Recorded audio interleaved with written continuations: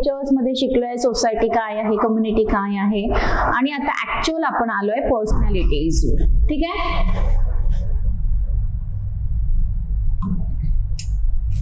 So आज आपल्याला सुरू करायचंय पर्सनॅलिटी आणि त्याच्या थिअरीज. मला सांगा, पर्सनॅलिटी हा जो शब्द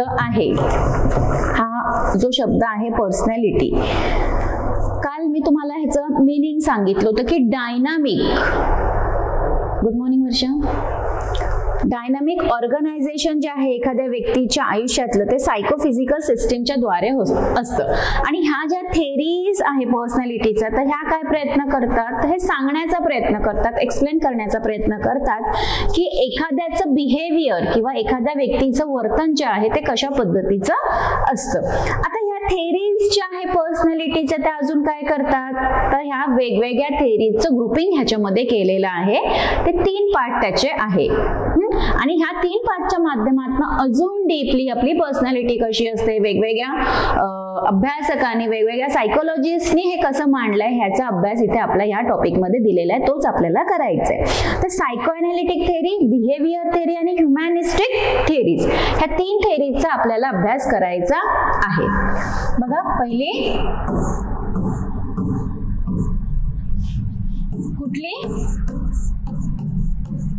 सायको एनालिटिक.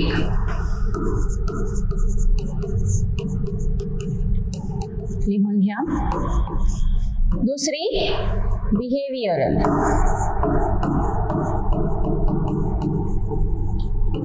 थिअरी. आणि थर्ड वन ह्युमॅनिस्टिक थेरी.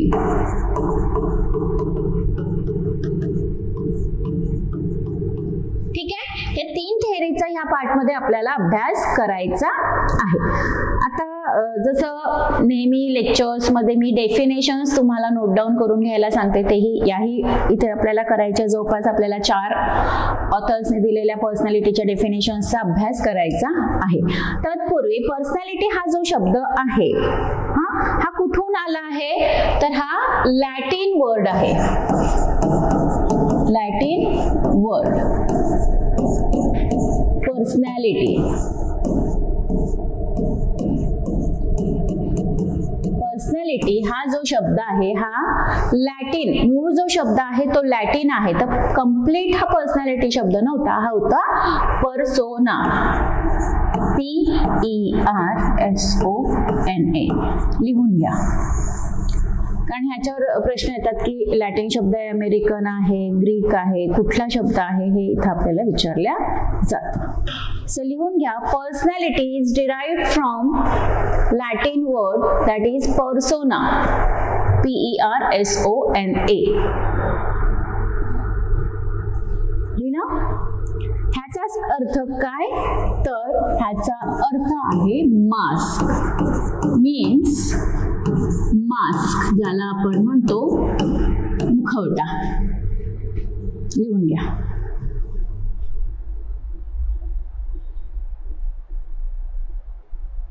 आता पर्सोना, मुखवणं आता म्हणतो, तर हे कलर फॉर्म मध्येही कन्सिडर केलं जातं किंवा आकाराच्या फॉर्म मध्ये सुद्धा कन्सिडर केलं गेलंय. परंतु ह्याचा जो अर्थ आहे पर्सनॅलिटीचा, हा म्हणजे मास्क किंवा कलर किंवा शेप, ह्याच्यात असं समाधानकारक अर्थ आपल्याला मिळतो असं होत नाही.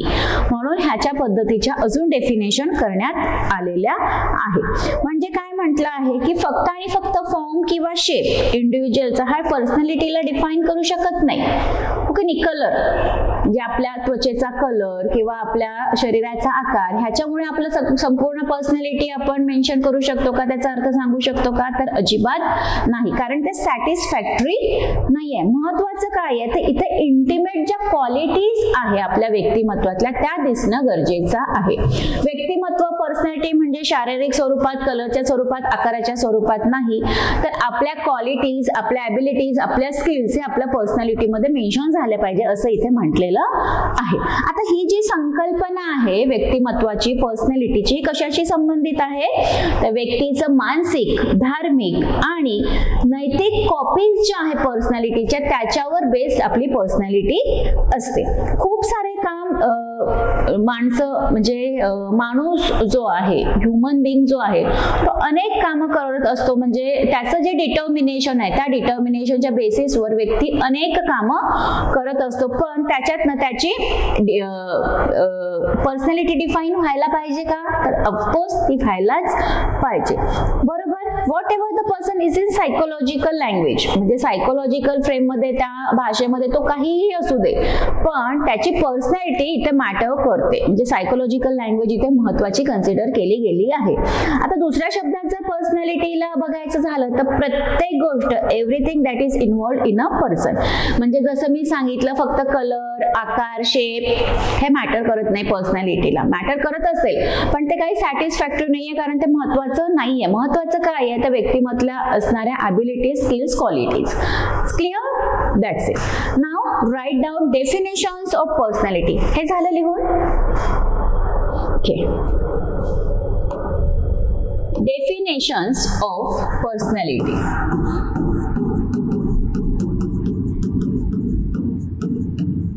जोपर्यंत तुम्हाला संकल्पना समजत नाही ना एखाद्या शब्दाची किंवा एखाद्या टॉपिकची, तोपर्यंत तुम्हाला काही कळणार नाही.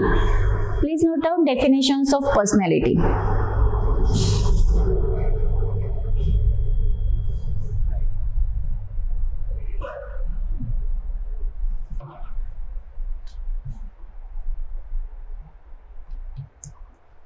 पहिली डेफिनेशन लिहा, R.S. Woodworth. R.S. Woodworth. B-U-D-W-R-T-H. लिहा इन्व्हर्टेड कॉमा मध्ये. Personality is the overall sincerity. Personality is the overall sincerity.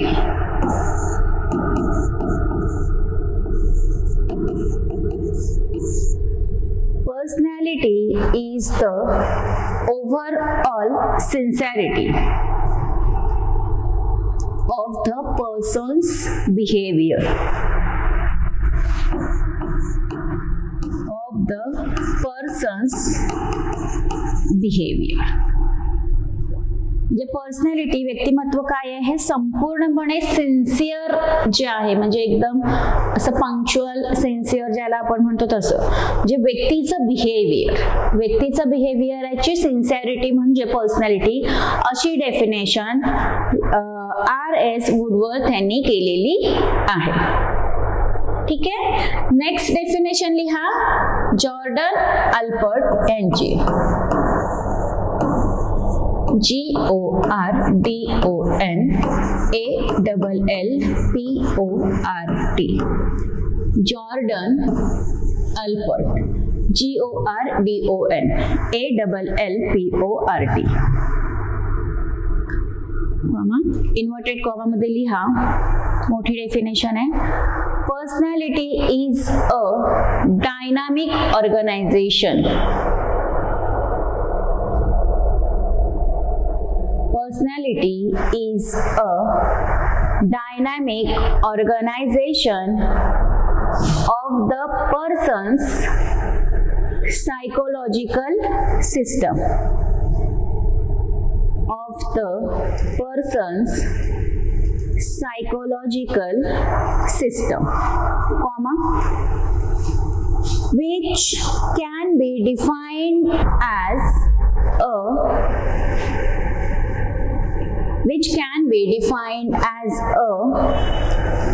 compiled sample of the necessary चं स्पेलिंग लिहून घ्या, NECESSARY.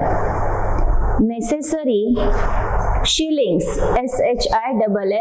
SHILLINGS, shillings, to accommodate its environment. Accommodate accommodates its environment. बघा आता ही जॉर्डनने जी definition केली आहे personality, ते म्हणतात की पर्सनॅलिटी हे खूप डायनॅमिक असं ऑर्गनायझेशन आहे व्यक्तीच्या सायकोलॉजिकल सिस्टम्स, म्हणजे व्यक्तीमध्ये ज्या सायकोलॉजिकल सिस्टीम्स आहेत, यंत्रणा आहे मानसिक स्वरूपातल्या, त्याचं हे ऑर्गनायझेशन, त्याचं मॅनेजमेंट म्हणजे पर्सनॅलिटी आहे, जी डिफाईन केली जाते ॲज अ कंपाइल्ड सॅम्पल म्हणून. ह्याच्यामध्ये अनेक गोष्टी ऍड केलेल्या असतात, कन्सिस्ट असतात त्याच्यामध्ये, म्हणून त्याला कंपाइल्ड केलेलं आहे असं म्हटलं आहे ॲज अ सॅम्पल म्हणून. पण सॅम्पल कशाचं, तर जे आवश्यक असणारे शिलिंग्स आहेत, म्हणजे आपली पर्सनॅलिटी अकोमोडेट स्थापित करण्यासाठी त्या एन्व्हायरमेंटला धरून, त्यासाठी कंपायलेशन जे आहे सॅम्पलचं ते अतिशय महत्वाचे असं इथे म्हटलेलं आहे. तर इथे तुम्ही लिहून घ्या डायनॅमिक ऑर्गनायझेशन, पुढे लिहून घ्या बुलेट पॉइंट्स, डायनॅमिक ऑर्गनायझेशन. परत म्हणजे कीवर्ड्स जे काढतो ना आपण एखाद्याच्यातले ते असे काढतात. परत लिहा सायकोलॉजिकल सिस्टीम,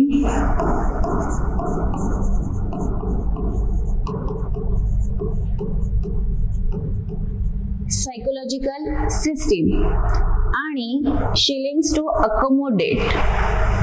ठीक आहे, अकोमोडेट कशा बरोबर करायचंय, तर एन्व्हायरमेंट बरोबर. हे महत्वाचे असे पॉइंट्स लिहून घ्यायचे. ठीक आहे, म्हणजे जेव्हा लेक्चर सुरू असतं तेव्हा कशा पद्धतीने शॉर्ट नोट्स काढायचे ती ही पद्धत आहे. तिसरे डेफिनेशन घ्या, according to Drever, DRA, VER, according to Drever लिहा इन्व्हर्टेड कॉमा मध्ये. The word personality, the word personality refers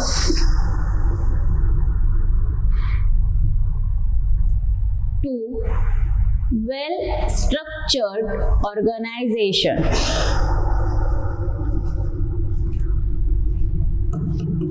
Well-structured organization. Drever ने काय म्हटलं आहे, the word personality refers to well structured organization of what, the physical, mental, ethical, social qualities.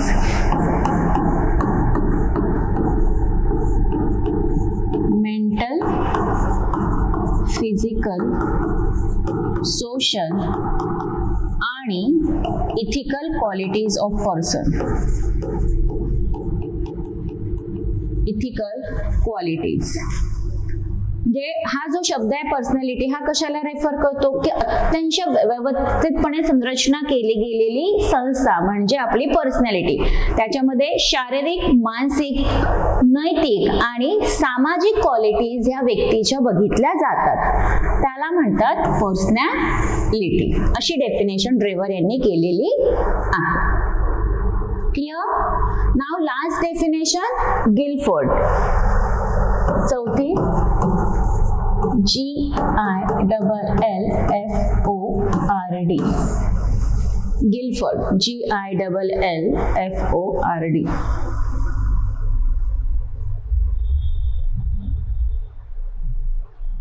Inverted comma मध्ये लिहा, we can define personality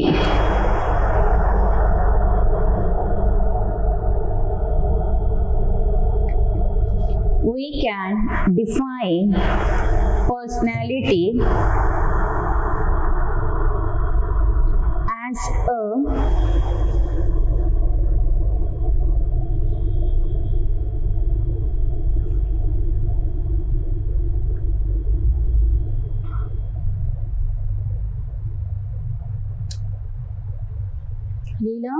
we can define personality as a compiled mediocre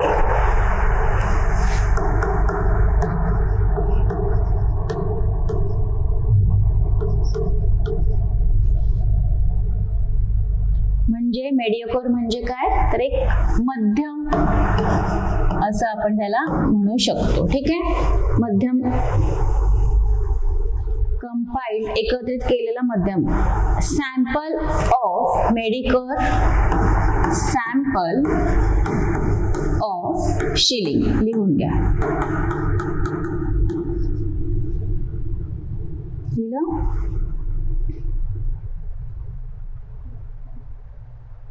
शिलिंगचं spelling SHILLING.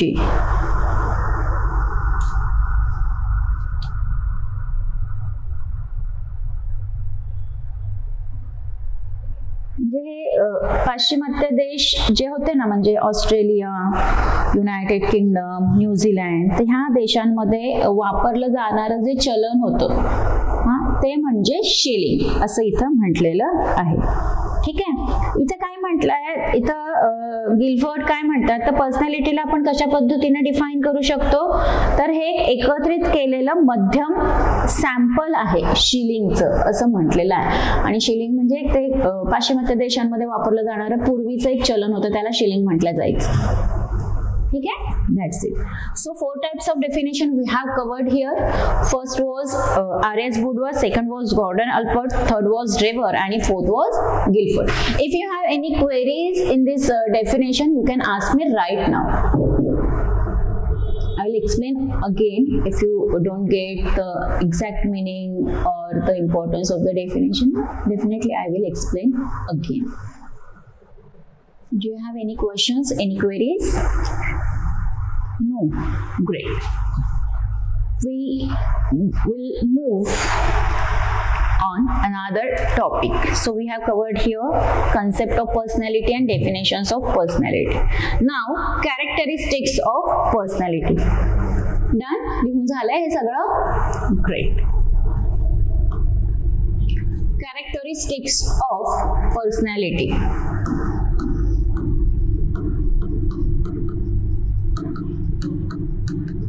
तुम्ही हे जेव्हा लिहून घेता ना lecture सुरू असताना जे काही, तर तुम्हाला यातनं तुमच्या स्पेलिंग्स पण समजून येतात.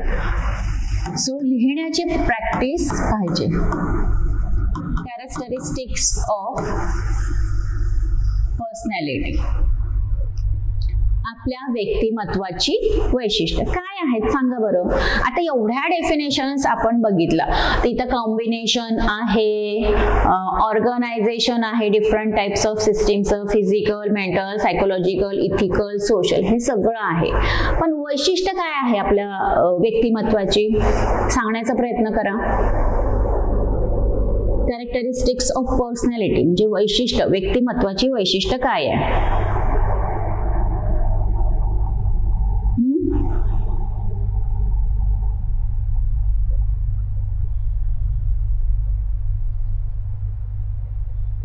सांगा.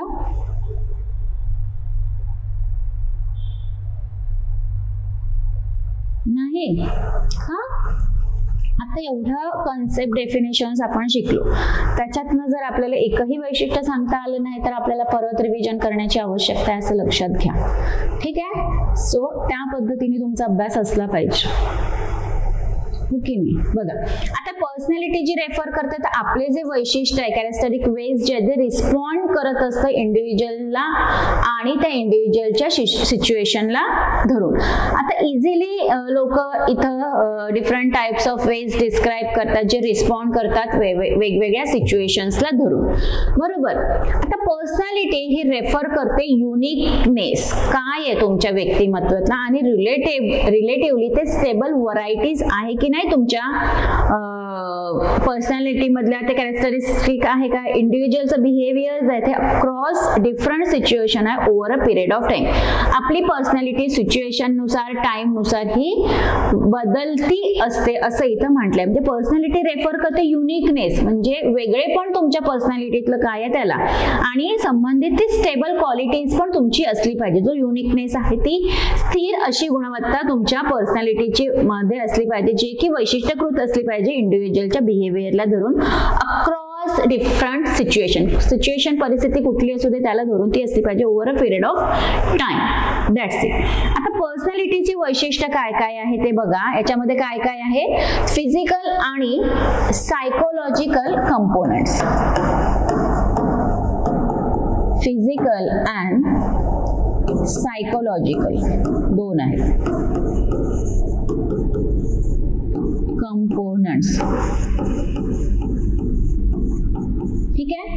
म्हणजे काय काय म्हटलं आहे, वैशिष्ट्य जे आहे त्याच्यामध्ये शारीरिक आणि मानसिक जे घटक आहे, ह्या शारीरिक आणि मानसिक घटकांचं एकत्रितकरण आपल्या पर्सनॅलिटीमध्ये असलं पाहिजे असं इथं म्हटलेलं आहे. सोबतच हे एक्सप्रेस करतं terms of behaviour which is unique for each and every individual. म्हणजे बिहेवियर मधला, पर्सनॅलिटी मधला युनिकनेस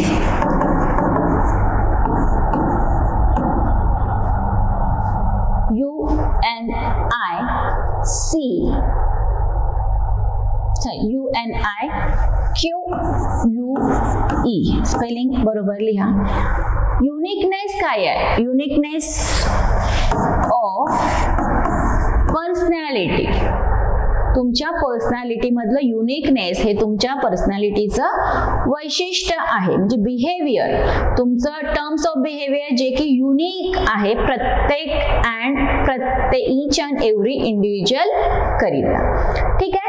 मेन फीचर जे आहे की पर्सनॅलिटी आहे हे इझिली टाइम नुसार बदलत नाही. No change according to, due to time or according to time असं आपण म्हणू शकतो. की टर्म्स मेन फीचर काय आहे आपल्या वैशिष्ट्य, आपल्या पर्सनॅलिटीचं, तर आपलं जे वर्तन आहे किंवा आपलं जे बिहेवियर आहे ते इझिली आपण टाइम नुसार बदलू शकत नाही. विथ द टाइम, जो टाइम आहे त्यानुसार लगेच आपली पर्सनॅलिटी बदलली असं होत नाही असं इथं म्हटलेलं. हे सुद्धा वैशिष्ट्य आहे. डायनामिक आहे हे कुठल्या सेन्स मध्ये, तर काही फीचर आहे पर्सनॅलिटीचे जे बदलू शकतात ड्यू टू इंटरनल और external situational demands. Internal and external situation ज्या आहे डिमांड नुसार त्यानुसार हे बदलू शकतं. इंटरनल अँड एक्सटर्नल म्हणजे पर्सनॅलिटी जी आहे ही डायनामिक आहे. कुठल्या सेन्स मध्ये, तर सम ऑफ हाऊ फीचर ऑफ पर्सनॅलिटीचे जे आहे, फीचर म्हणजे वैशिष्ट्य जे आहे व्यक्तिमत्वाचे हे बदलू शकतं. पण कशामुळे, तर इंटरनल आंतरिक आणि बाह्य स्वरूपातल्या ज्या सिच्युएशनल डिमांड्स आहे त्यानुसार व्यक्तिमत्व थोड्याफार प्रमाणामध्ये बदलू शकतो. म्हणून पर्सनॅलिटी ही अडॉप्टिव्ह आहे त्या सिच्युएशनला धरून. परत लिहा, अडॉप्टिव्ह, पुढे लिहा सिच्युएशनला धरून. असे शॉर्ट नोट्स काढायचे. आता पर्सनॅलिटीचं जे अनालिसिस आहे त्याच्यामध्ये काय काय इन्व्हॉल्व आहे, तर मेथोडॉलॉजी आहे. मेथोडॉलॉजी कशासाठी आहे, तर जे काही वर्गीकरण केलेलं आहे, कॅटेगरायझेशन केलेलं आहे त्या कॅरेक्टरचं आणि बिहेवियरचं त्याला धरून. पण हे कुणाचं, तर ते एका व्यक्तीचं, एका इंडिव्हिज्युअलचं. पर्सनॅलिटी ही एक सम टोटल आहे, म्हणजे एक बेरीज आहे आपल्या डिफरंट टाइप्स ऑफ वैशिष्ट्याच्या पॅटर्नची. ह्याच्यामध्ये थॉट्स, फीलिंग्स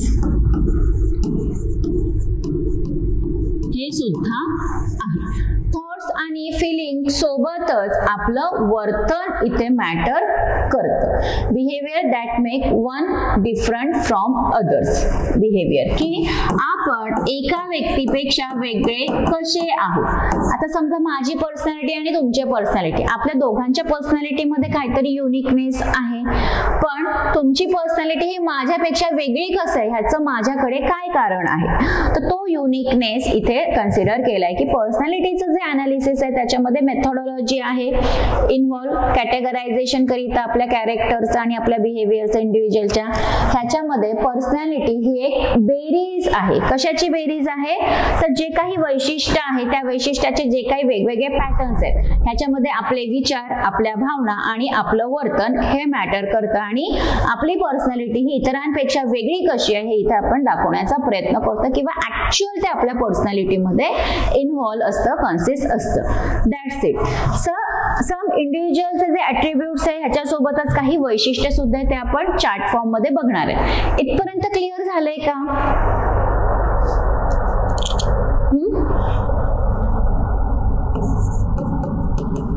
इथपर्यंत क्लिअर झालंय का? क्लिअर? ओके. नाव एक आपल्याला हे झालं लिहून चार्ट बनवायचंय. इंडिव्हिज्युअल पर्सनॅलिटी ऍट्रिब्यूट्स आणि त्याचे वैशिष्ट्य लिहून घ्या. पर्सनॅलिटी ऍट्रिब्यूट्स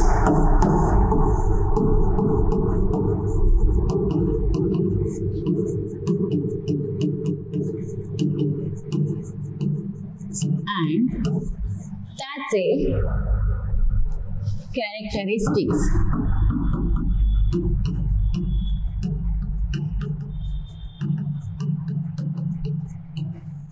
ठीक आहे. Personality attributes and their characteristics. आपल्याला असा एक चार्ट बनवायचा आहे. चार्ट मध्ये 2 कॉलम करायचे आपल्याला. ठीक आहे. पहिल्या कॉलम मध्ये लिहायचंय काय? लिहायचंय इंडिव्हिज्युअल पर्सनॅलिटी ऍट्रिब्यूट्स. लिहा इंडिव्हिज्युअल पर्सनॅलिटी ऍट्रिब्यूट्स. ठीक आहे. आणि दुसऱ्या कॉलम मध्ये लिहायचे त्याचे वैशिष्ट्य, कॅरेक्टरिस्टिक्स. ओके. लिहून घ्या. असा चार्ट बनवून घ्या आधी. पहिल्या याच्यामध्ये लिहायचं आपल्याला maturity. First maturity. Second achievement oriented. Achievement oriented. ठीक है. Third intellectual.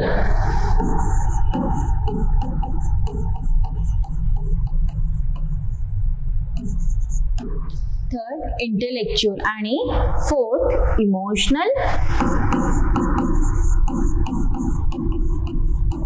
Fifth energetic. 6 physical attributes.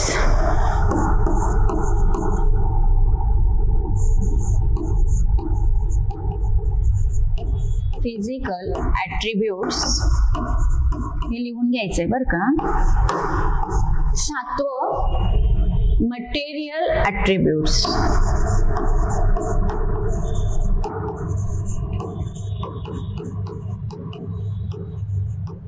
ठीक आहे. आता इंडिव्हिज्युअल पर्सनॅलिटी मध्ये काय काय ऍट्रिब्यूट्स आहेत तर ते 7 पॉइंट मध्ये सांगितलेले आहेत. आता हे जे ऍट्रिब्यूट्स आहे ह्या ऍट्रिब्यूट्सचे वेगवेगळे वैशिष्ट्य सुद्धा आहेत. आता ती वैशिष्ट्य लिहून घ्यायची आहे. पहिलं लिहायचं मॅच्युरिटी मधलं. हे असं जर आपण केलं तर जास्त बेटर होईल. मिक्सअप होणार नाही. कशातलं काय तुमचं लिहिण्यामध्ये प्रॉब्लेम येणार नाही. ठीक आहे. असं करून घ्या. रोज आपण घ्या.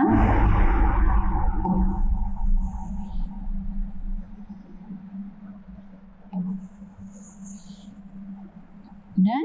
ओके. असं करायचं आहे. ठीक आहे. आता इथं लिहायचं विजडम.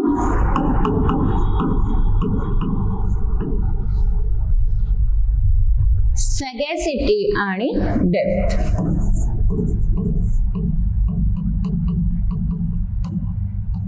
DEPTH. दुसरं याच्यामध्ये लिहा performance and goal oriented.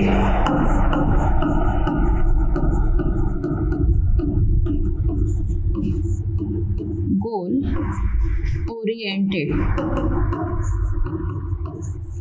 Performance and goal oriented. इथे लिहा इंटेलेक्च्युअल, मध्ये लिहा शार्प आणि इंटेलिजंट.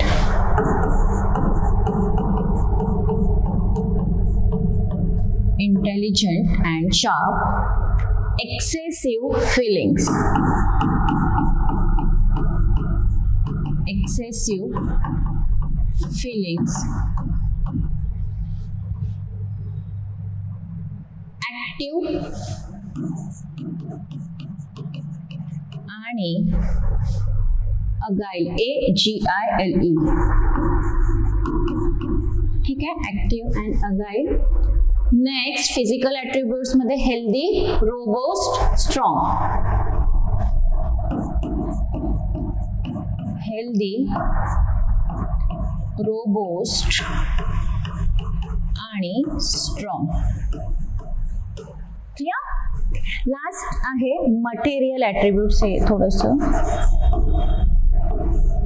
मटेरियल ऍट्रिब्यूट्स मध्ये स्पेंड, थ्रेट, पॉझेसिव्ह.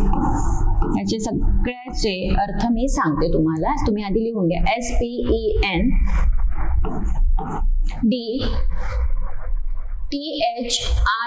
THRIFT.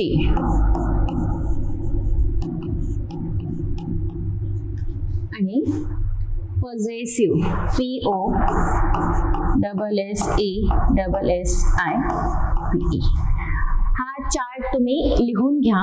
लिहून झालं की आपण ह्याच्यावर चर्चा करूया. पटकन लिहून घ्या.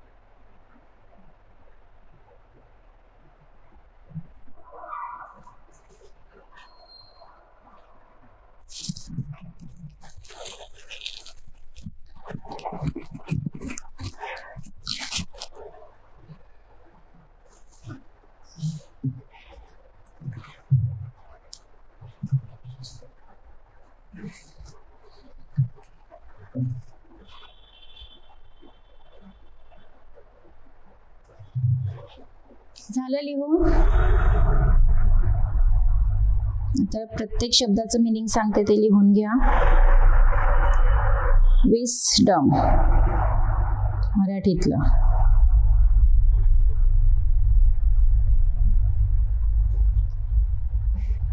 विजडम लिहा, शहाणपण. सॅगेसिटी लिहा, SAGICITY.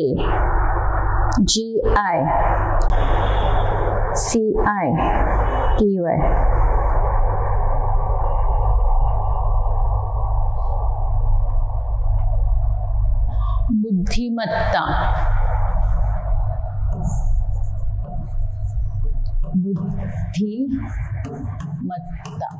इंटेलेक्च्युअलिटी, म्हणजे सॅगेसिटी आणि इंटेलेक्च्युअलिटी इथे आलाय ना कुठेतरी. हा, इंटेलिजंट, इंटेलेक्च्युअलिटी.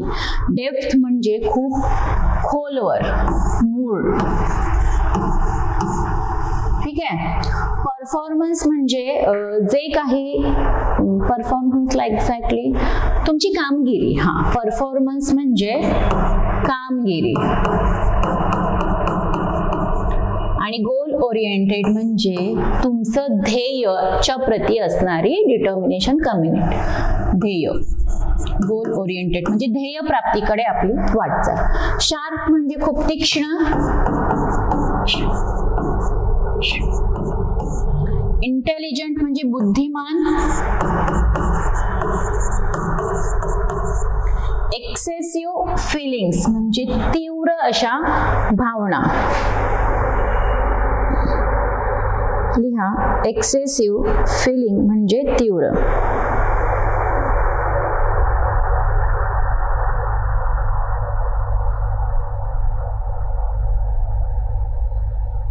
तीव्र किंवा खूप जास्त प्रमाणातल्या. ठीक आहे, जास्त तीव्र भावना. ठीक आहे. ऍक्टिव्ह म्हणजे सक्रिय. अजाईल म्हणजे काय, ऐकलाय का कधी शब्द हा, अजाईल? AGILE, agile. चपळ स्वरूपातलं आपण जसं म्हणतो ना तसं चपळ असणे. ठीक आहे, चपळ. हेल्दी म्हणजे आरोग्यदायी, सुदृढ. रोबोस्ट आणि स्ट्रॉंग. स्ट्रॉंग म्हणजे मजबूत. रोबोस्ट म्हणजे काय,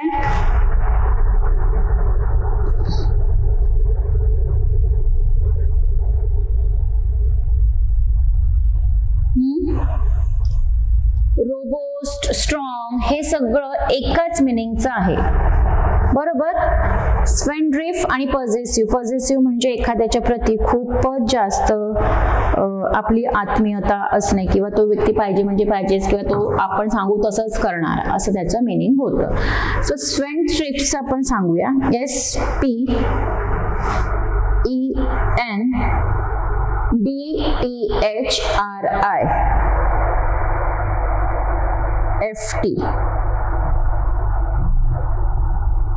ह्याचे काटकसर करणारा. काटकसर म्हणजे पैसा जपून वापरणाऱ्या, वस्तू जपून वापरणाऱ्या. पॉझेसिव्ह मीन्स व्हॉट, तर ते मी ऑलरेडी तुम्हाला सांगितलेलं आहे.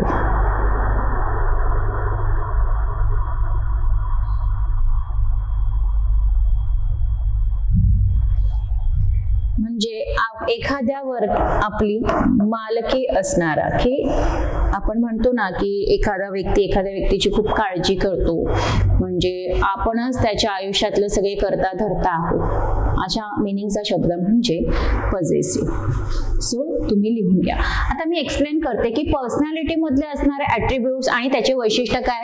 तर पर्सनॅलिटीचे ऍट्रिब्यूट्स, जर तुमच्याकडे तुमच्या पर्सनॅलिटीमध्ये मॅच्युरिटी असेल, तुम्ही खूप मॅच्युअर, खूप अगदी व्यवस्थित वागता, तर त्याचे वैशिष्ट्य काय, तर तुमच्याकडे शहाणपणा आहे, तुमची बुद्धिमत्ता चांगली आहे, तुमच्याकडे डेप्थ नॉलेज आहे, डेप्थ आहे तुमच्या पर्सनॅलिटीमध्ये, मूळ आहे.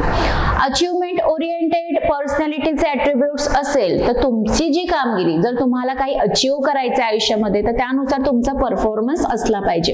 म्हणजे तुमची कामगिरी आणि तुमची ध्येय ह्याच्यामध्ये तुम्ही खूप कठीण परिश्रम केले पाहिजे किंवा असले पाहिजे, हे त्याचे वैशिष्ट्य आहे. इंटेलेक्च्युअल बुद्धिमान जर म्हटलं तर तुमची मेमरी ही शार्प असली पाहिजे, तुम्ही खूप बुद्धिमान असलं पाहिजे, तर तुम्हाला इंटेलेक्च्युअल म्हणण्यात येईल. आता इंटेलेक्च्युअल मोस्टली जे शैक्षणिक क्षेत्रात लोक असतात ते खूप इंटेलेक्च्युअल असतात असं म्हटल्या जातात, तर ते एक्झाम्पल तुम्ही इथे कन्सिडर करू शकता. चौथा आहे इमोशनल, ज्याला म्हणतो आपण भावनिक. तर खूप जास्त प्रमाणामध्ये आपल्या भावना एक्सप्रेस करणं, एक्सेसिव्ह म्हणजे जास्त प्रमाणात, खूप जास्त प्रमाणामध्ये आपल्या फिलिंग्स ज्या आहेत त्या खूप इमोशनल स्वरूपातलं, खूप भावनिक होऊन आपण म्हणतो ना ती व्यक्ती फार भावनिक आहे, फार इमोशनल आहे, त्या पद्धतीचंच आहे. नेक्स्ट आहे एनर्जेटिक, म्हणजे खूपच जास्त असं तंदुरुस्त किंवा सगळ्या गोष्टीला आपण आधीच तयार असं एनर्जेटिक व्यक्तिमत्व असतं. त्याच्यामध्ये सक्रियता असते आणि त्याचे चपळपणा सुद्धा असतो, प्रेझेन्स ऑफ माइंड सुद्धा त्याच्यामध्ये असतं. कारण एनर्जेटिक असायला ह्या गोष्टी आवश्यक असतात आणि ती त्याची वैशिष्ट्य आहे. फिजिकल ऍट्रिब्यूट्स मध्ये काय, तर आपलं शरीर हेल्दी असलं पाहिजे, मजबूत असलं पाहिजे, सुदृढ असलं पाहिजे, त्याला म्हणतो आपण फिजिकल ऍट्रिब्यूट्स. लास्ट मध्ये आहे मटेरियल ऍट्रिब्यूट्स, त्याच्यामध्ये काटकसर करणं किंवा पॉझिटिव्हनेस हे त्या व्यक्तिमत्वाचे वैशिष्ट्य असतात. ज्यांचं लिहून झालेलं नाहीये त्यांनी पटकन लिहून घ्या. ठीक आहे,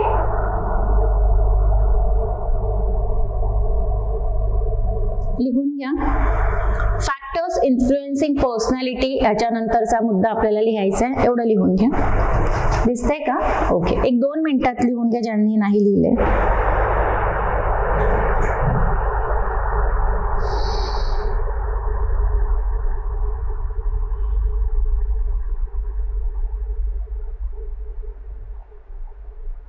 पटकन लिहून घ्या, वेळ नाहीये. त्याच्या आधी पण प्रत्येक शब्दाचा अर्थही तुम्हाला लिहून घ्यायचा आहे.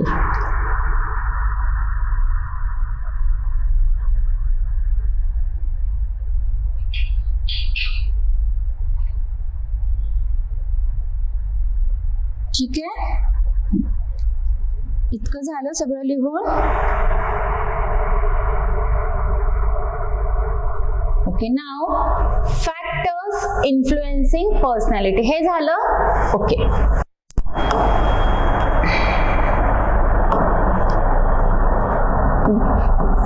फॅक्टर्स इन्फ्लुएन्सिंग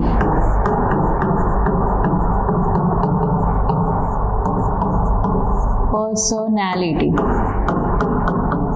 ठीक आहे, there are 2 types of factor, hereditary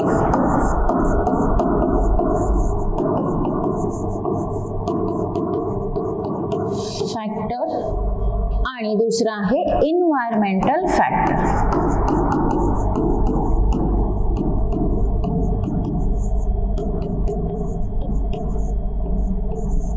ठीक आहे, हेरिडिटरी फॅक्टर आणि एन्व्हायरमेंटल फॅक्टर लिहा.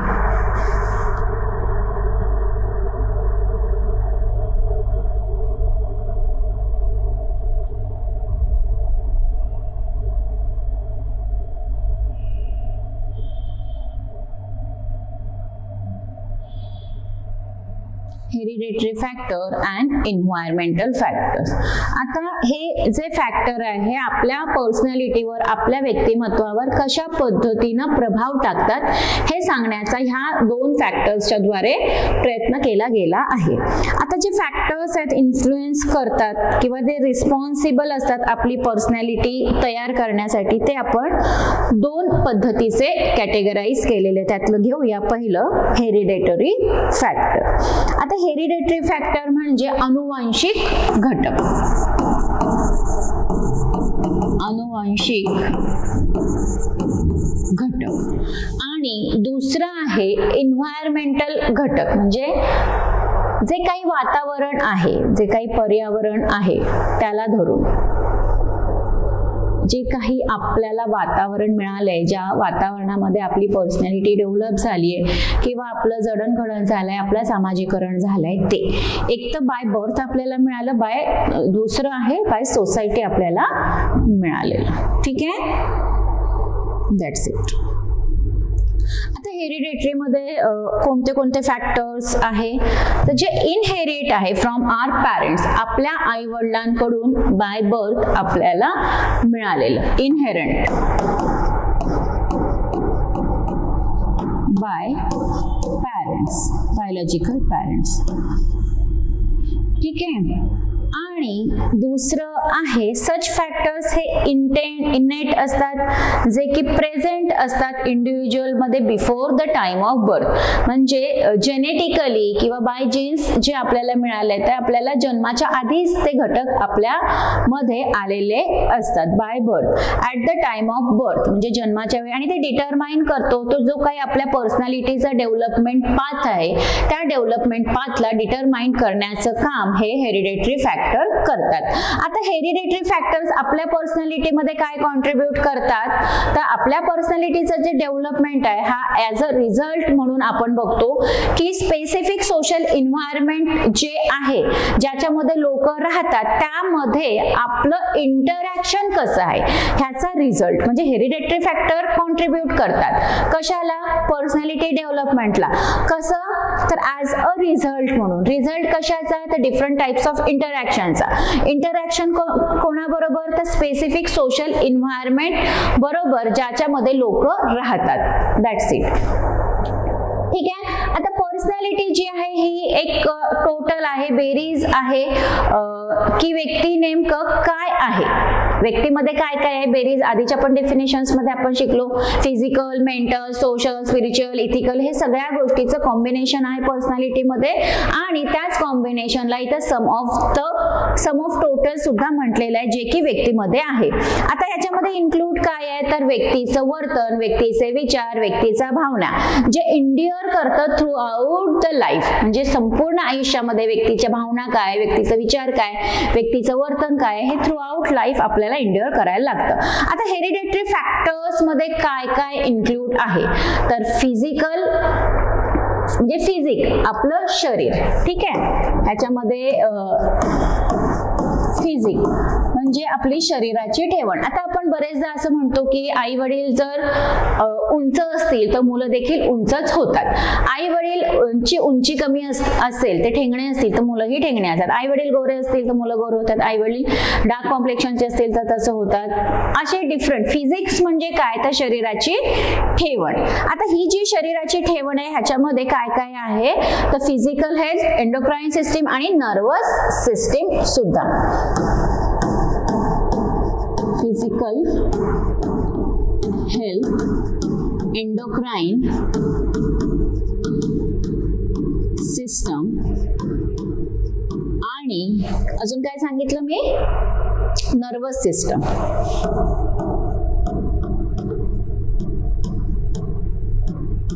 ठीक आहे.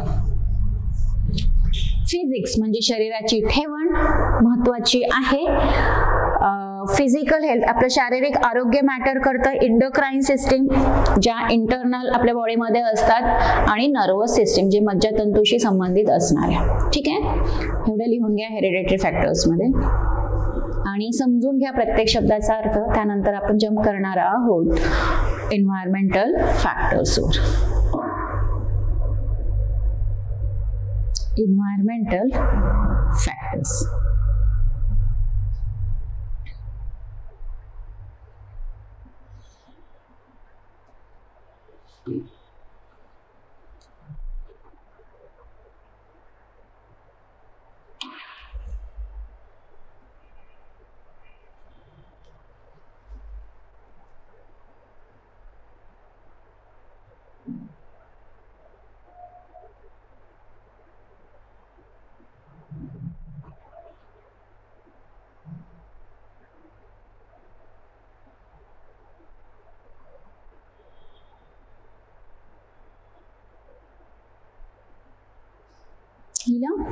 ओके, नाव एन्व्हायरमेंटल फॅक्टर्स वर आपण जम्प करतोय. Environmental factors. आता हेरिडिटी जी आहे, अनुवांशिकता जी आहे, ती काय प्रोव्हाइड करतं, फक्त आणि फक्त ब्ल्यूप्रिंट ज्याला आपण म्हणता येईल, ब्ल्यूप्रिंट करायचं कुठल्या टर्म्स मध्ये म्हणता येईल त्याला, एक क्रोमोझोम्स आणि जीन्स, म्हणजे जे आई वडिलांचे क्रोमोझोम जीन्स असतात त्यानुसारच ते बाळ जे जन्माला असतं त्याच्यामध्ये ते हेरिडेटरी फॅक्टर्स असतात. तर इथे त्या इन्व्हायरमेंटल फॅक्टरची सुरुवात करताना त्यांनी काय म्हटलंय, तर हेरिडेटिव्ह काय प्रोव्हाइड करतं, फक्त आणि फक्त एक ब्ल्यूप्रिंट प्रोव्हाइड करते. कुठल्या टर्म्स मध्ये, तो क्रोमोझोम्स अँड जीन्सच्या टर्म्स मध्ये. तथापि फंक्शनिंग जे आहे जीन्सचं हे डिपेंड आहे कशावर, तर इन्व्हायरमेंटवर, जे की क्रुशियल आहे त्याच्या फंक्शन्स करिता. बरोबर. इन्व्हायरमेंटल फॅक्टर्स हे पुढे कॅटेगराइज केले गेलेले आहे सोशल, कल्चरल आणि इकॉनॉमिक फॅक्टर्स मध्ये. सोशल, कल्चरल आणि इकॉनॉमिक हे 3 फॅक्टर्स मध्ये कन्सिडर केले गेले आहे. लिहून घ्या.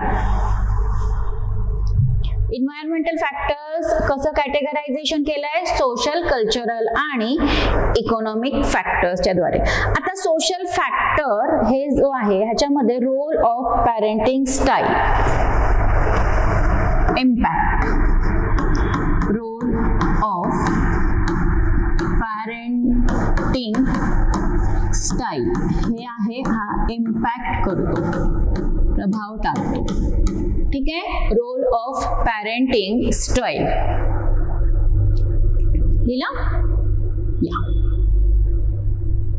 Does impact the personality of child, म्हणजे तुमचं आईपण किंवा तुमचं पालकत्व जे आहे ते कशा पद्धतीने आहे ह्याचा प्रभाव तुमच्या मुलाच्या व्यक्तिमत्वावर होत असतो. कारण काय, तर जे ऍज अ पॅरेंट म्हणून जे मूल आपल्या आई वडिलांना कन्सिडर करतात, तुम्ही कशा पद्धतीने मुलाचं पालन पोषण करताय त्याचा फॅक्टर, तो जो फॅक्टर आहे हा खूप प्रभावशाली आहे पर्सनॅलिटी ऑफ चाइल्डवर. ठीक आहे. लाईकवाईज ह्याच्यामध्ये शेजार पाजाऱ्यांची पण भूमिका महत्वाची आहे, शाळेची भूमिका महत्वाची आहे, पियर ग्रुपची देखील आहे, जे काही म्हणजे जे व्यक्तिमत्वाच्या डेव्हलपमेंटसाठी अतिशय महत्वाची आहे.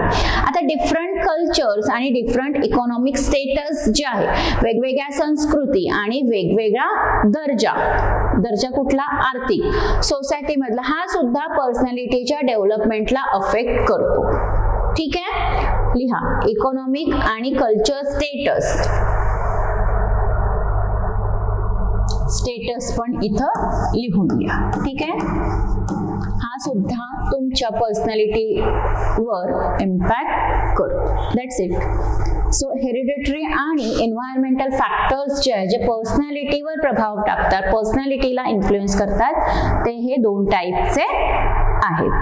लिहून घ्या. ह्याच्यातले काही पॉइंट्स लिहायचे असेल तर लिहून घ्या.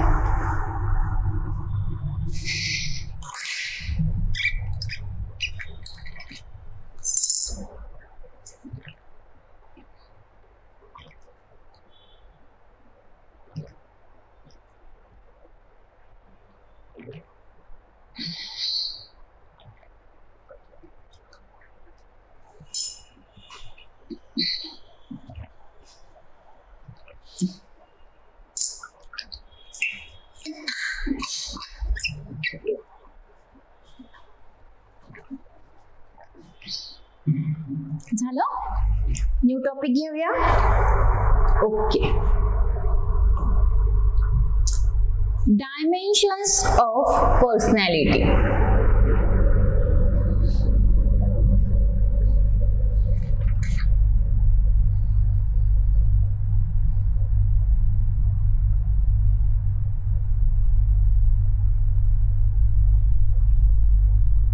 Four types of dimensions of personality. असं लिहा. ठीक आहे. इथे लिहा dimensions of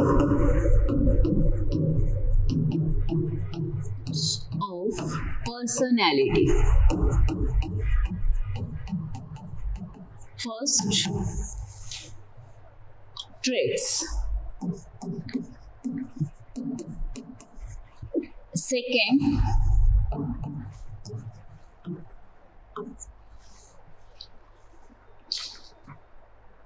motivation.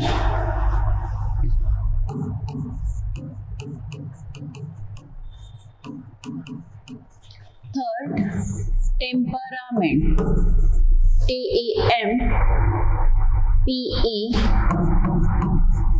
TRAMENT, temperament.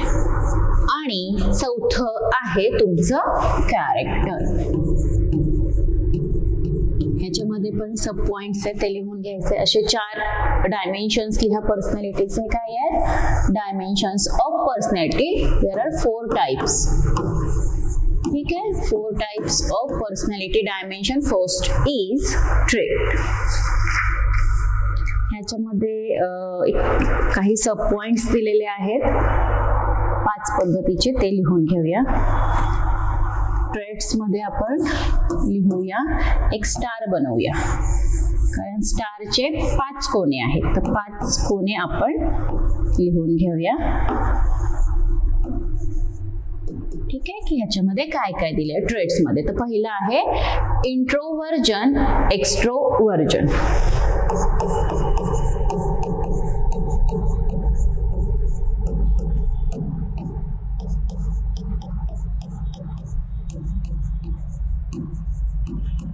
ठीक आहे, हा झाला पहिला. दुसरं आहे न्यूरोटिसिझम स्टॅबिलिटी डायमेन्शन.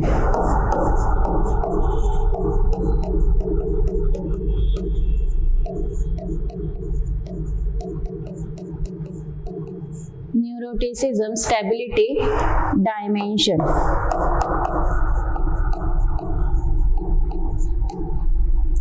तिसरं लिहा, दिसतंय ना बोर्डवर लिहिलेलं, psychoticism dimension.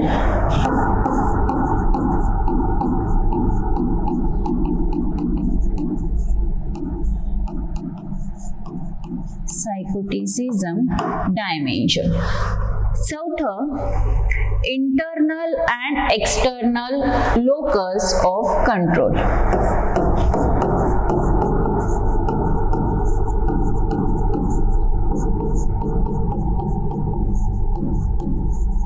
Locus of control. ठीक आहे, ट्रेट्स मधलं हे सगळं आहे. आणि 5वं आहे फील्ड डिपेंडन्स इंडिपेंडन्स.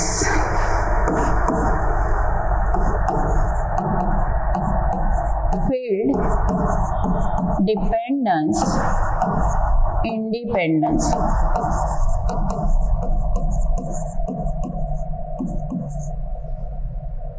हा एक पार्ट झाला. म्हणजे आपण जे डायमेन्शन शिकतोय पर्सनॅलिटीचं, त्यातलं पहिलं डायमेन्शन काय होतं?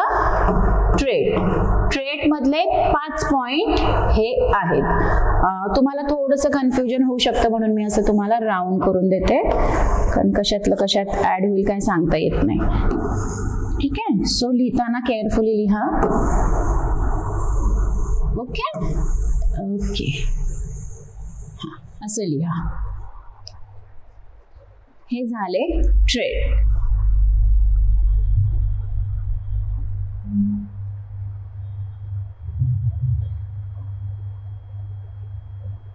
तर मोटिवेशनचे पण लिहून घेऊया 4. पहिलं achievement motive dimension. Achievement motive dimension पहिलं. ठीक आहे. दुसरं power motive dimension.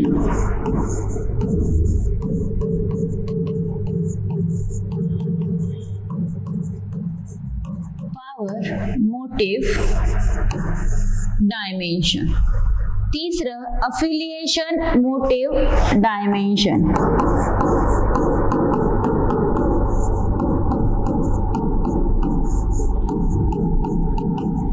Affiliation motive dimension. चौथं अप्रूवल मोटिव्ह डायमेन्शन.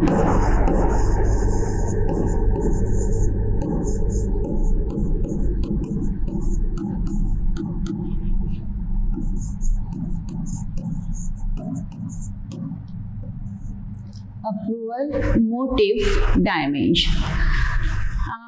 टेम्परामेंट मध्ये काही पॉइंट्स नाही आणि कॅरेक्टर मध्ये सुद्धा काही पॉइंट्स नाही. सो माझी रिक्वेस्ट आहे की तुम्ही हे सगळं आधी लिहून घ्या, आपण ते एक्सप्लेन करूया.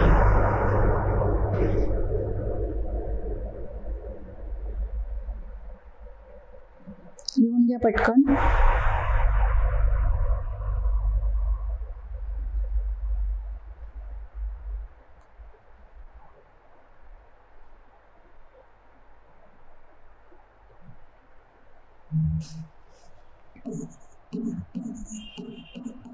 गुणधर्म, ट्रेट्स म्हणजे काय तर गुणधर्म. फील्ड, डिपेंडन्स, इंडिपेंडन्स लिहून घ्या.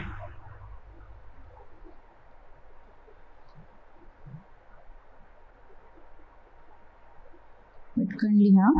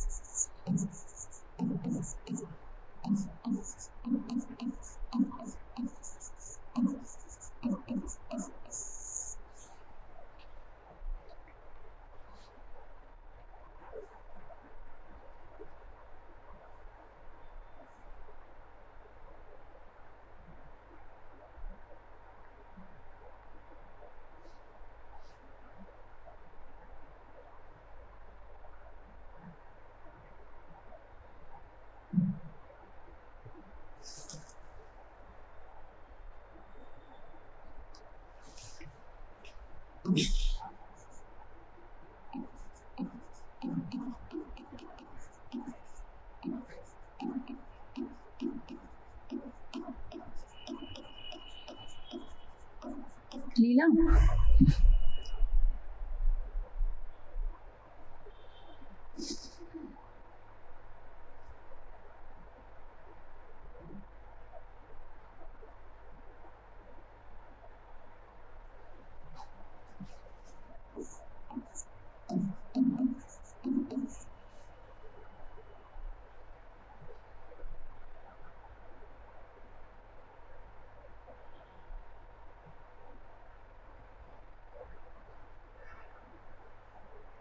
पटापट लिहा. झालं का?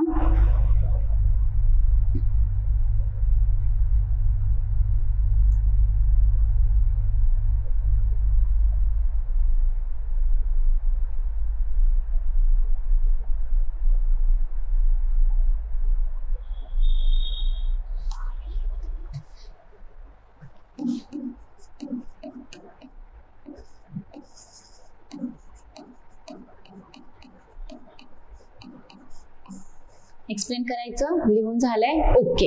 आता डिफरंट टाइप्स ऑफ डायमेन्शन्स आहे आपल्या व्यक्तिमत्वाचे. तर त्यातलं पहिलं आहे की व्यक्तिमत्वातले गुणधर्म काय आहे, ट्रेट्स काय आहे. गुणधर्म वेगवेगळे असू शकतात. आता ह्या गुणधर्मामध्ये त्यांनी एक 4-5 पॉइंट सांगितलेत. तर पहिला आहे इंट्रोवर्जन आणि एक्स्ट्रोवर्जन, म्हणजे अंतर्मुखता आणि बहिर्मुखता. की आपले जे गुणधर्म आहे आपण बाह्य स्वरूपात काय दाखवतो लोकांना दिसणारे आणि आपल्याच असणारे. ठीक आहे. कदाचित आपण जे आहोत तशा पद्धतीने आपण बाहेर रिफ्लेक्ट पण करत नाही आपले पर्सनॅलिटी. लोक आता बरेचशा प्रमाणामध्ये तुम्ही एक म्हण ऐकली असेल की लोकांचे खाण्याचे दात वेगळे आणि दाखवण्याचे वेगळे. तर त्या हा एक एक्झाम्पल तुम्ही इथे सेट करू शकता इंट्रोवर्जन आणि एक्स्ट्रोवर्जन मध्ये. दुसरा आहे न्यूरोटिसिझम, स्टॅबिलिटी डायमेन्शन. ह्याच्यामध्ये काय येतं तर तुमचं व्यक्तिमत्व जे आहे तर ते नकारात्मक भावनाकडे त्यांचा जास्त कल असतो, ते त्याकडे त्या कलाकडे ते झुकते जातात.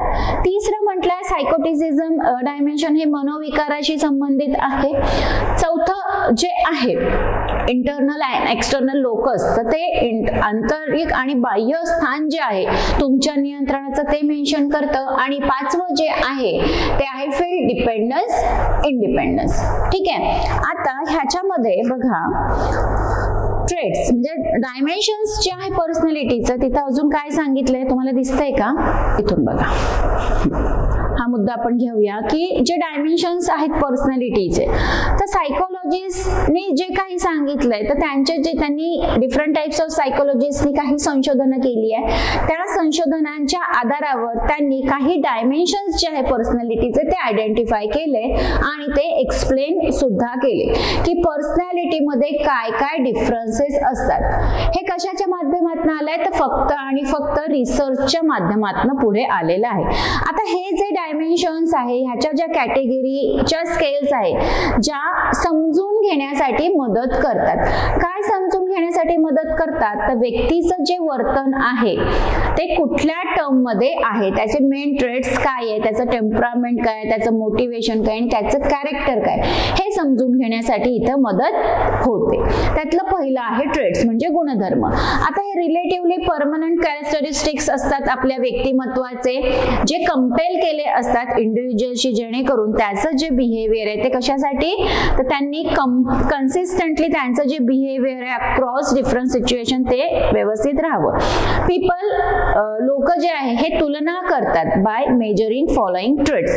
म्हणजे हे जे 5 मुद्दे ह्याच्यावर आता आपण चर्चा करणार आहे, तर ते मेजर करण्याच्या द्वारे तुमची तुलना इतर व्यक्तिमत्वाशी होते. आता इंट्रोवर्जन एक्स्ट्रोवर्जन मध्ये लोक प्रीडॉमिनन्स असतात, इंट्रोवर्जनशी जे सेल्फ सेंटर्ड असतात.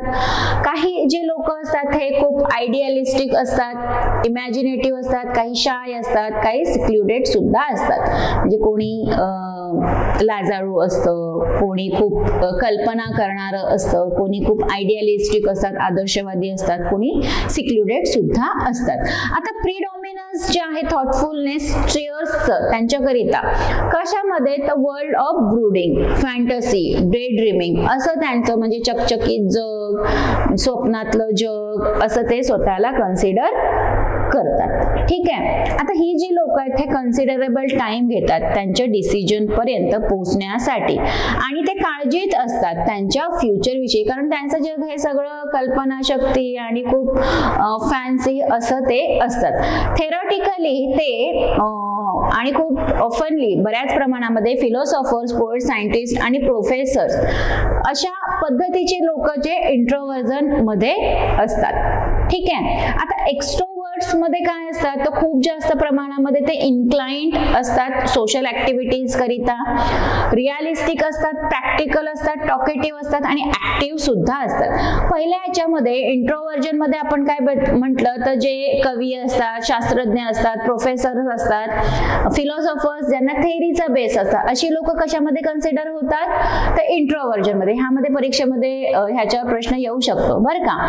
एक्स्ट्रोवर्ट्स जे असतात हे खूप इन्क्लाइंड असतात, सोशल ऍक्टिव्हिटीजला त्यांनी झोकून दिलेलं असतं, वास्तववादी त्यांचे विचार असतात, प्रात्यक्षिक प्रॅक्टिकल ते असतात, बोलके असतात आणि खूप सक्रिय सुद्धा असतात. ते कशामध्ये इंटरेस्ट दाखवतात, तर लिडरशिप, नेतृत्वामध्ये त्यांचा इंटरेस्ट फार असतो एक्स्ट्रोवर्ट्सचा. तथापि खूप कमी लोक हे कम्प्लिटली एक्स्ट्रोवर्ट पण असतात किंवा इंट्रोवर्ट पण. म्हणजे आता इथे सांगितलं की जास्तीत जास्त प्रमाण दोन्ही पद्धतीचं असतं, लोक एक्स्ट्रोवर्ट पण असतात आणि इंट्रोवर्ट सुद्धा असतात असं इथं म्हटलेलं आहे. कम्प्लिटली जे खूप कमी असं लोक असतात की ते कम्प्लिटली एक्स्ट्रोवर्टच आहे आणि कम्प्लिटली इंट्रोवर्टच आहे, असे खूप कमी लोक असतात. आता मेजॉरिटी ऑफ पीपल जे आहे ते कशामध्ये असतात, ॲम्बिवर्ट्स मध्ये असतात. ॲम्बिवर्ट्स म्हणजे काय, तर दोन्हींचं एकत्रीकरण. लिहून घ्या ambiverts. Majority of people fall in between and are called as ambiverts. AMBIVERTS. लिहा.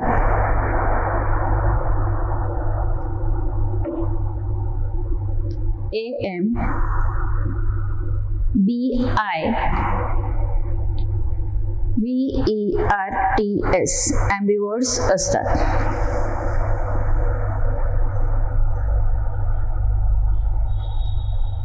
बहिर्मुख, अंतर्मुख आणि ॲम्बिवर्ट म्हणजे दोघांचा मध्य ते साधतात. म्हणजे अशी लोक जे दोन्ही प्रकारच्या लोकांमध्ये संतुलन निर्माण करतात आणि त्याच्यामध्ये ॲम्बिवर्ट आणण्याचा प्रयत्न करतात किंवा त्यांची पर्सनॅलिटी ते ॲम्बिवर्ट म्हणून कन्सिडर करतात.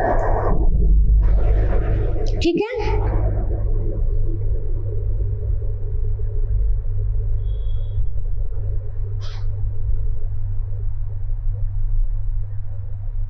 अंतर्मुख आणि बहिर्मुख अशी दोन्ही वैशिष्ट्य असणारा माणूस म्हणजे ॲम्बिवर्ट. ह्या संकल्पना लिहा, या परीक्षेच्या दृष्टिकोनातून अतिशय महत्वाच्या आहेत. हा झाला पहिला मुद्दा. ओके, हे क्लिअर झालं. अंतर्मुक्ता बहिर्मुक्ता एम्बिवर्ट. ओके, नाव सेकंड, न्यूरोटिसिझम स्टॅबिलिटी डायमेन्शन. हे नकारात्मक गोष्टींकडे लगेच डायव्हर्ट होणारे.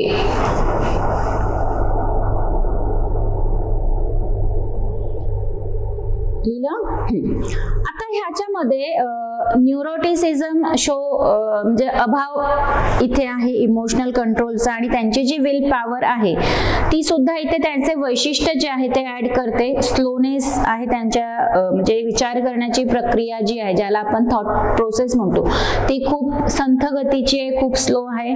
त्यांच्या ऍक्टिव्हिटीज सुद्धा खूप संथ गतीच्या स्लो असतात, म्हणजे असं पटापट जलद गतीने ते काही काम करू शकत नाही. त्यांची जी सोशल एबिलिटी आहे, सामाजिकता, ती सुद्धा त्याचा सुद्धा इथे अभाव आहे, ते सुद्धा कमी आहे. तथापि ते वैशिष्ट्यकृत केले गेले आहे कशाच्या द्वारे, तर त्यांच्यामधलं जे इमोशनल इम्पल्सिव्हनेस आहे ते खूप जास्त प्रमाणामध्ये असतं, तो खूप जास्त प्रमाणात वाढलेलं असतं. आता कॉन्ट्ररी जर बघायचं झालं न्यूरोटिसिझमच्या लोकांना, तर ते त्यांची जी स्टॅबिलिटी आहे ही अतिशय कूल असते, संथ गतीची असते. रिअलिस्टिक आणि प्रॉब्लेम सोल्युशन ओरिएंटेड सुद्धा ही लोक असतात, असं सुद्धा इथं म्हटलेलं आहे. That's it. तिसरं जे आहे सायकोटिसिझम डायमेन्शन, ह्याच्यामधली जी लोक आहेत त्यांचं जे गुणधर्म आहे ते कॉन्सन्ट्रेशनचा इथे अभाव आहे, पॉवरचा अभाव आहे, आणि त्यांची जी मेमरी आहे ती वीक मेमरी आहे, म्हणजे स्मरणशक्ती ही खूप अशक्त आहे किंवा ती खूप स्ट्रॉंग नाहीये असं म्हणायला हरकत नाही. कॉन्सन्ट्रेशन पॉवरचा अभाव असतो, आणि सोबतच इंटेन्सिव्हिटी वैशिष्ट्य जे आहे ह्याचं वैशिष्ट्य इंटेन्सिव्हिटी आहे, ते खूप काळजीत असतात स्वतःसाठी दॅन फॉर अदर्स, म्हणजे इतरांची काळजी करण्यापेक्षा ते स्वतःविषयीच वरीड असतात, काळजीत असतात. त्यांचं जे घटक आहे ते घटक क्रुएल्टी मध्ये जास्त दिसतं, आणि त्यांचं सॅटिस्फॅक्शन आहे ते सुद्धा मार्क करतं त्यांच्या बिहेवियरला, आणि ते असक्षम असतात, अनेबल असतात.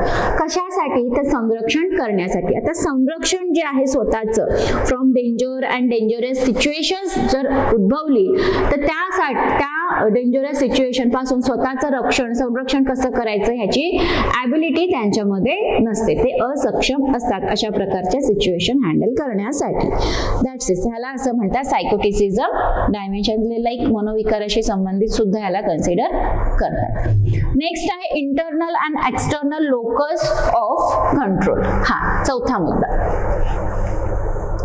Internal and external locus of control. ह्याच्यामध्ये काय म्हटलं आहे, तर लोकस ऑफ कंट्रोल म्हणजे स्थान जे आहे नियंत्रणाचं, हे कशाला रेफर करतं, तर आंतरिक आणि बाह्य स्वरूपातलं जे नियंत्रण आहे over reinforcement resulting from operating response, कशावरचा, अपॉन द एन्व्हायरमेंट. आता जी लोक आहे इंटरनल लोकस जो आहे कंट्रोलचा, ते विचार करतात की स्किल्ड कपल जे आहे, जे विथ हार्डवर्क, अशी काही कपल ऑफ वर्क किंवा कपल ऑफ लोक आहे जे खूप जास्त मेहनत करतात, फार साइटनेस आहे त्यांच्यामध्ये, फिलिंग ऑफ रिस्पॉन्सिबिलिटी आहे, हे जे सगळे गुणधर्म आहेत हे त्यांच्या फेटला आणि रिइन्फोर्समेंटला बदलतात. That's it. वाईल त्याच दरम्यान लोक जे आहे ऑन एक्सटर्नल लोकस ऑफ स्टॅबिलिटीची, कंट्रोल ऑफ स्टॅबिलिटीची, ते काय विचार करतात, तर हे जे रिइन्फोर्समेंट आहे हे अजिबात त्यांच्या कंट्रोलला आणि कंट्रोल करिता नाही, आणि ते अजिबात इन्फ्लुएन्स करू शकत नाही. जे काही घडणाऱ्या गोष्टी आहे त्याच्यावर किंवा इन्फ्लुएन्स आहे आउटकमचा, त्याच्यावर ते फोकस करत नाही. ह्यानुसार whatever happens is ascribe to luck and coincidence, म्हणजे जे काही घडेल ते नशिबानी आणि कोइन्सिडन्सने घडतं असं त्यांना वाटतं. पण हार्डवर्क केलं पाहिजे, परिश्रम केलं पाहिजे, आपलं गोल असलं पाहिजे असं अशा व्यक्तींना वाटत नाही. That's it. लास्ट पॉइंट आहे फील्ड डिपेंडन्स इंडिपेंडन्स. आता फील्ड डिपेंडंट व्यक्ती जे आहे हे प्रत्यक्षपणे प्रभाव टाकतात, त्यांच्यावर प्रत्यक्षपणे प्रभाव असतात. जे काही स्टिम्युली आहे, संप्रेरक आहे आणि इव्हेंट्स आहे त्याच्याद्वारे त्याच्या एन्व्हायरमेंटला धरून, कारण ते एक्सेप्ट करतात ह्या सगळ्या इन्फॉर्मेशन ज्या नॉन सिलेक्टिव्ह मॅनर मध्ये असतात. फील्ड इंडिपेंडेंट लोक जे आहे ते इन्फॉर्मेशन सिलेक्ट करतात जी एन्व्हायरमेंट कडून आलेली आहे on the basis of internal cues coming from within. That's it. ठीक आहे. सो डायमेन्शन्स ऑफ पर्सनॅलिटी मधला जो पहिला डायमेन्शन होतं गुणधर्म, त्याचे हे 5 point: internal, external, locus of control, field dependency, independency, psychoticism, परत introversion, extroversion, neuroticism, stability complete इथं झाले. हे लेक्चर्स तुम्हाला वारंवार ऐकून त्यातनं बुलेट पॉइंट्स काढून वारंवार वाचायला लागेल, तेव्हाच या कन्सेप्ट तुम्हाला अजून जास्त क्लिअर होईल. ठीक आहे. तुम्हाला सेल्फ स्टडी अत्यंत महत्वाचा आहे इथे. नाव आपण येऊ मोटिवेशनवर. ठीक आहे. मोटिवेशन मधले 4 मुद्दे आपल्याला शिकायचे आहेत. तुम्ही लिहून घेतलेत का हे? Okay. So achievement, motive, dimension ह्याच्यामध्ये म्हणजे मोटिवेशन हे जे डायमेन्शन आहे पर्सनॅलिटीचं, ह्याच्यामध्ये मोटिवेशनल ऍक्टिव्हिटीजचा सुद्धा समावेश आहे जो आपल्याला एक राईज देतो स्पेसिफिक पॅटर्न करिता बिहेवियरच्या.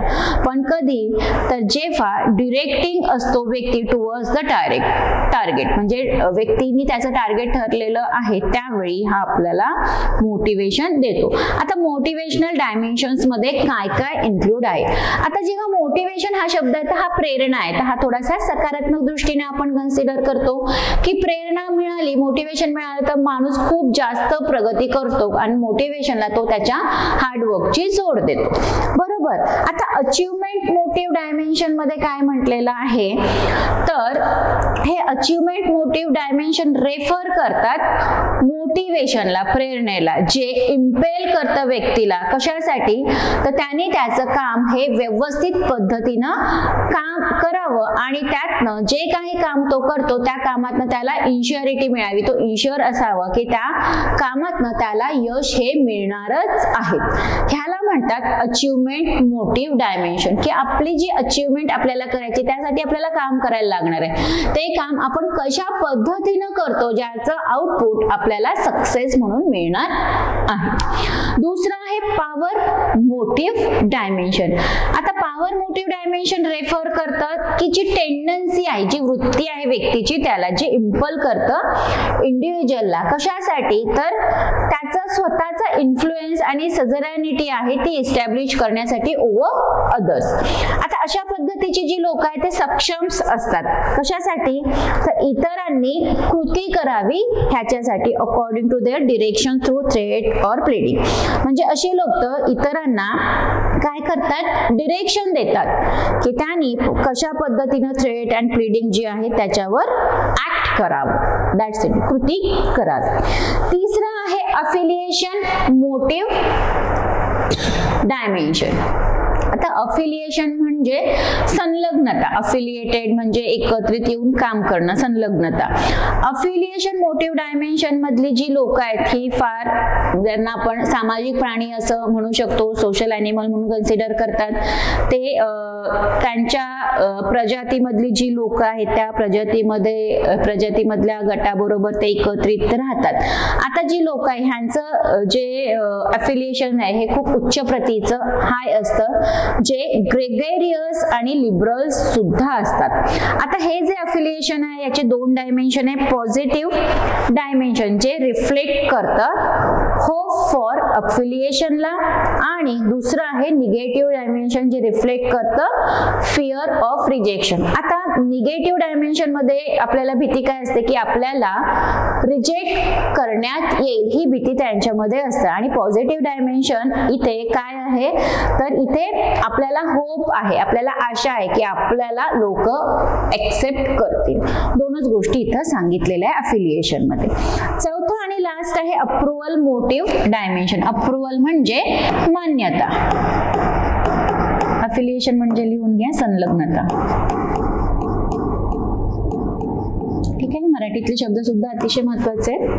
अप्रुव्हल मोटिव्ह डायमेन्शन म्हणजे मान्यता मिळालीच पाहिजे. हे कंट्रोल करतं अशा बिहेवियरला जे अंडरटेक करतं secure praise and approval of significant others. म्हणजे तुमचं कौतुक झालं पाहिजे, तुमची स्तुती झाली पाहिजे, हे असे ओरिएंटेड असतात आणि त्यांना अप्रुव्हल सुद्धा हवं असतं. जे काही आवश्यक असणारं इतर लोक आहे, सिग्निफिकंट लोक त्यांना हवी आहेत त्याच्यासाठी. जेव्हा मोटिव्ह ऍक्टिव्ह असतात तेव्हा आपण सोशल अप्रुव्हल हे मिळवू शकतो.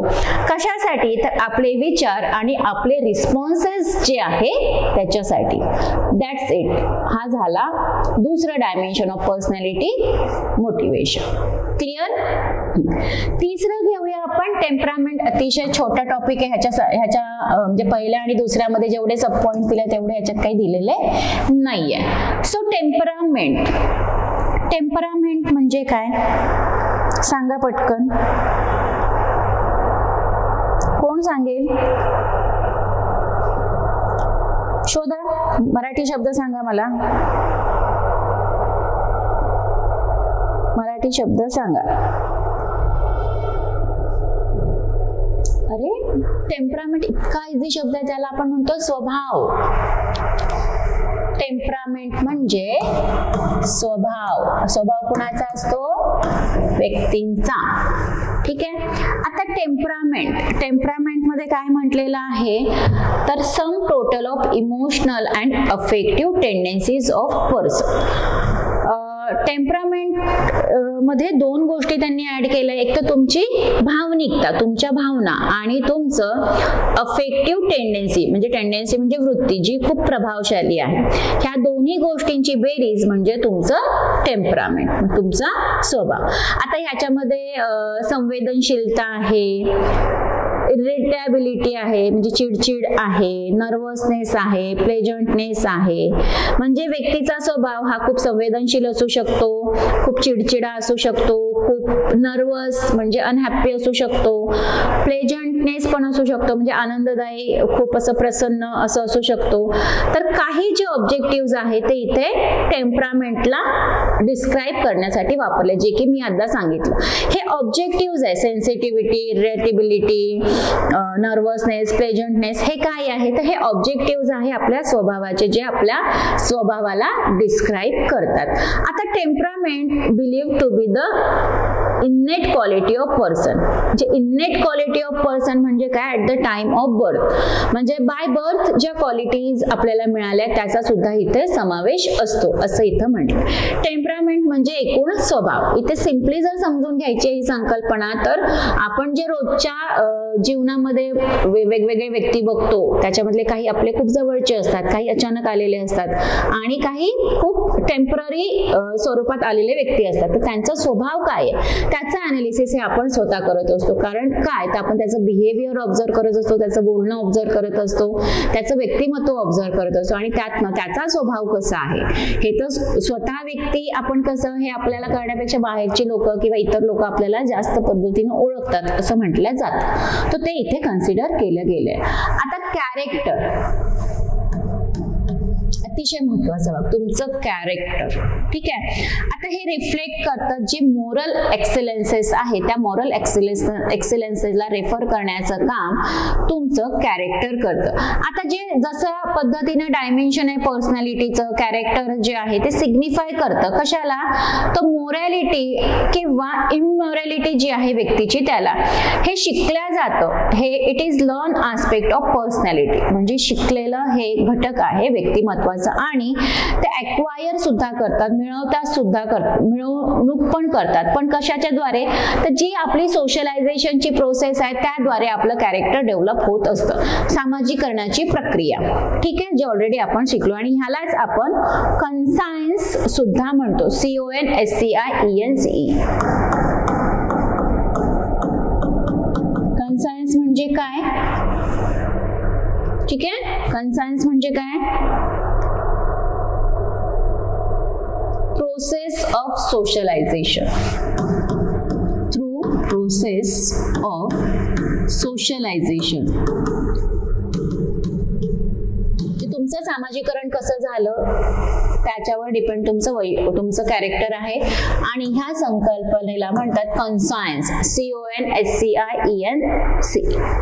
ठीक आहे. तर ह्या माध्यमातून जर बघायला झालं तर फ्राइडनी जो सुपर इगो सांगितलेला आहे त्याच्याशी हे कन्सायन्स अगदी सिमिलर आहे. आणि ते रिप्रेझेंट सुद्धा करतात की डूज अँड डोंट्सला. डूज अँड डोंट्स म्हणजे काय, तर काय केलं पाहिजे आणि काय नाही केलं पाहिजे. ठीक आहे. करणे आणि नाही करणे हे दोन शब्द आहेत.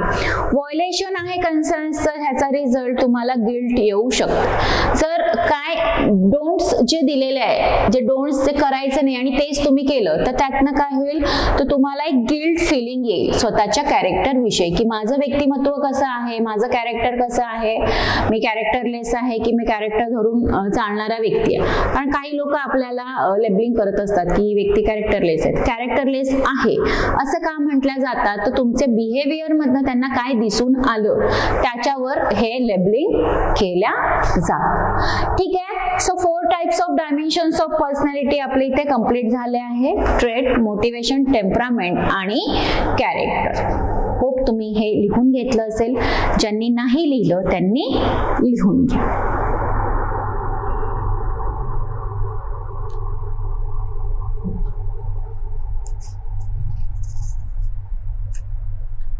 डन. गुड. रिव्हिजन करा, वारंवार वाचत राहा. ह्यानंतर आपल्याला डिफरंट टाइप्स ऑफ अप्रोचेस पर्सनॅलिटीच्या अभ्यासातले ते शिकायचे आहे. लिहा. Approaches to the study of personality. Approaches to the study of personality. ठीक आहे. पहिलं लिहा, लिहून घ्या. एक्सप्लेन आपण नेक्स्ट लेक्चरला करूया. Psychoanalytic approach.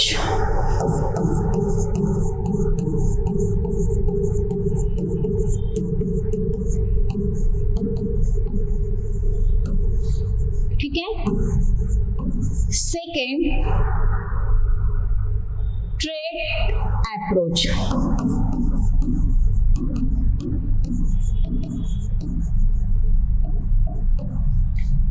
Third, constitutional approach.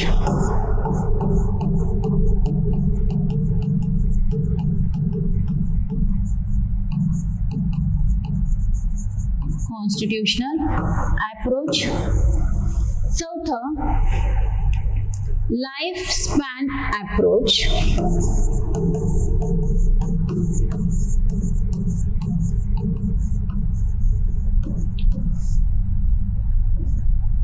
आणि पाचवं, लास्ट, जे आहे ह्युमॅनिस्टिक अप्रोच. लिहून द्या.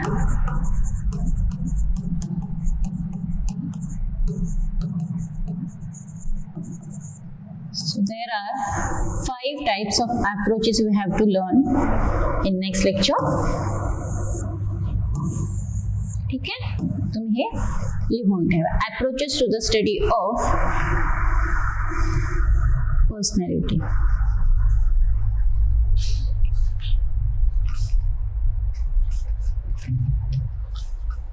लिहा. Psychoanalytic approach, trait approach, constitutional approach, lifespan approach आणि humanistic approach. लिहा. हे सुरू करूया आपण नेक्स्ट लेक्चरला. तोपर्यंत नेक्स्ट लेक्चरला येताना तुम्ही ह्या 4-5 अप्रोच मध्ये नेमकं काय काय दिलेलं आहे पर्सनॅलिटीला तुम्ही ह्याचं 2-2 लाईन लिहून आणायचं. ठीक आहे. आणि एक्सप्लेन करायचं.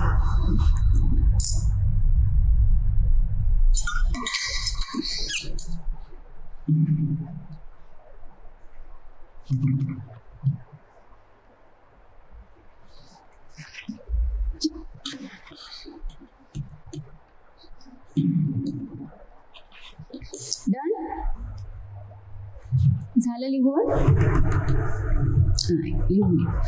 अच्छा, psychoanalytic spelling okay. PSYCHOANALYTIC psychoanalytic. दुसरं ट्रेट TRAIT. तीसरं कॉन्स्टिट्यूशनल CONSTITUTIONAL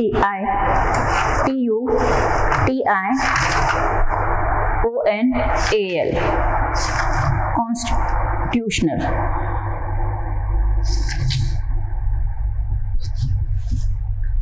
चौथा लाईफ स्पॅन LIFESPAN.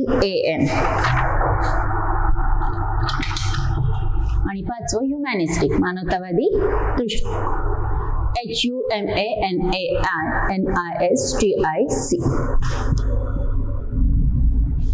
लिहून ठेवा.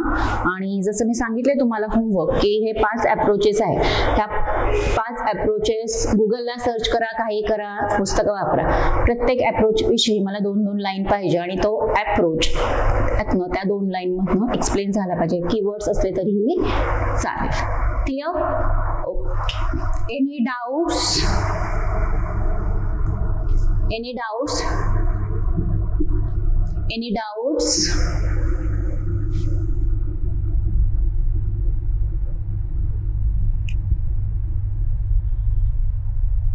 Any doubts?